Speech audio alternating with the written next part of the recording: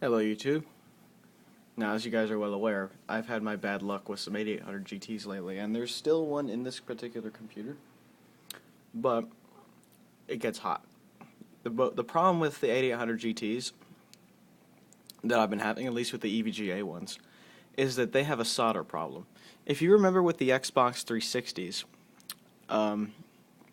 there was a solder problem with the GPU. All the hot, cold, hot, cold, hot, cold from turning the system on and off, and using it, and then, or at least pushing it and then letting it sit, and pushing it and letting it sit, just the temperature going up and down for whatever reason that may be, causes the solder to develop fine cracks in it, and then the cracks in the solder make the connections to the GPU not as they should be. Therefore, you get artifacts and you get garbage on your screen, and sometimes the drivers just flat out don't work. Like that one wouldn't even boot into Windows. So there you have it. Now, people have suggested me to do the oven trick. Now that does work because it reflows the solder, but a better idea, I think, would be to use a blowtorch, because you could really control and direct the heat.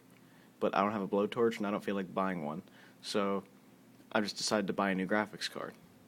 But in the meantime, before that gets here, what I'm doing is underclocking this 8800 GT so it does not get too hot. Now, I realize this tool is made by Galaxy Tech, even though my card is EVGA, but it's a tool that does the same thing and is very easy to use.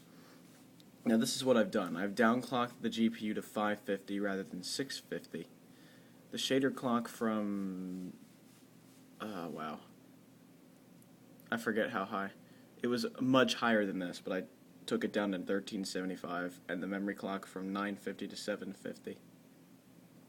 So, and the fan speed is still at 70%. GPU temp is very cold at this point, so it won't get that hot when I use it. It gets like maybe up to 60 degrees. And this is with the stock crap cooler. So I have to underclock this graphics card just so it doesn't burn the solder up. Which means that this thing really needs cooling bad. But honestly, I don't feel like it's a worthy investment at this point, so I just went ahead and bought an EVGA GT240 that should be here today, actually. So you might see a video later about that today, or whenever I feel like posting it.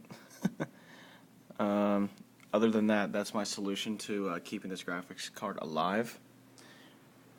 I might keep it, I might sell it. I'll probably sell it just because I don't want to deal with the headache anymore. It's definitely it's a card that's definitely worth putting a cooler on, but with the money that I have, it's not worth it for me right now. So that's a temporary solution. It does work, but it makes certain games and stuff lag as expected. But, you know, this is just a temporary solution so that I don't burn another card up. Just thought I'd show that to you. Have a good one, everybody. Ciao.